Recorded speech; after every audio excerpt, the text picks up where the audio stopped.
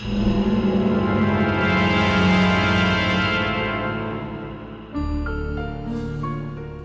Donner Party's experience that everybody knew from 1846, and we're talking about 1849, 1850, haunted immigrants. They knew that if they got to Salt Lake Valley about the time the Donner Party or later, they better not go that way.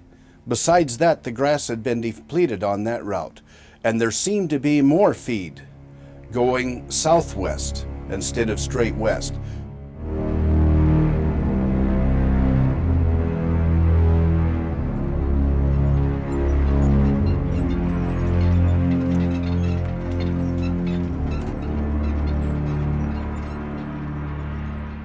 When they split apart, Jefferson Hunt told them, in essence, that if you go this direction, you're going to go to hell.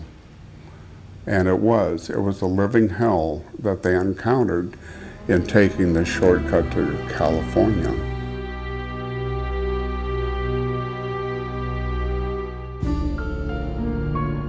The reason this is the most difficult pioneer route in American history is that most of the water holes are 20 miles apart, and half of those are seeps. You cannot water that many people and livestock in a seep quickly. It might take 2 days in some places. And now they're looking at 100 miles. They can see 100 miles, and they can see no prospect of water in that distance after they've come already something like 2 or 3 months.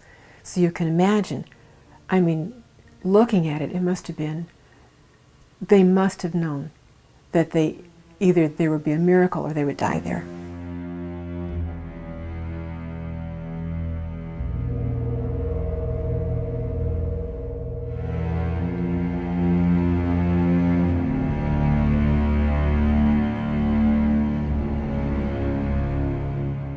I think the moment that Manley, acting as scout ahead of the party, sees what they're up against, that moment must have been one of dramatic clarification. The whole issue of what he would be facing for the months to come came to him at that point. He didn't know exactly the details, but he knew that a great drama was shaping up in his life, that this party was in deep trouble, that he was part of that trouble if he adhered to his commitment to them.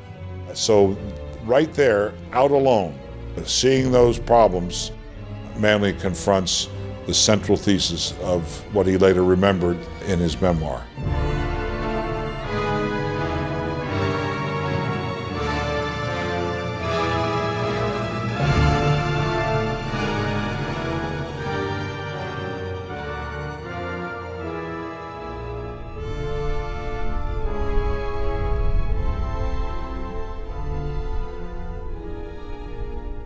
Manley not only walked through Death Valley, which is a feat of heroic endurance, he turned around and walked back. You know, and that's the thing that is extraordinary about Manley's book. He symbolizes a sense of community responsibility, a sense of accountability, a sense of feeling that his destiny was wrapped up in the destiny of these people whom he never really met, whom he didn't know that all that well.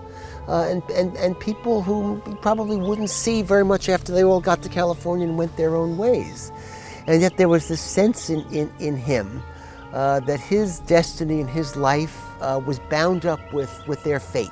Manley and Rogers risked their lives for women who are not their wives and for children who are not their children, but for whom they assume a protective role. So there's a tremendous drama of community in this book, the forging of community under the most adverse circumstances.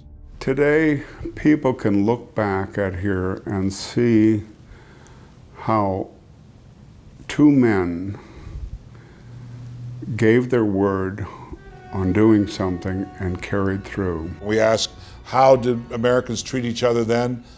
Well, they treated each other very well. In the case of William Manley and John Rogers, they treated each other with heroic commitment to duty. So this is an American story, it's an American fact, it's a piece of American history, but it also is an American parable about commitments to each other, commitments across lines of gender and age and ethnicities, and forging of a kind of union of Americans that's more than just rhetoric. It's number one, and there's nobody in second place. I mean, how can you look at this story and not be just bowled over by it? It should have been a major motion picture by now. Nobody could have invented a story this dramatic. I mean, the rescue, these two young men going back and rescuing these families. I mean, it's got the stuff of fiction all over it, and yet it actually happened, and it's just an amazing story of heroism.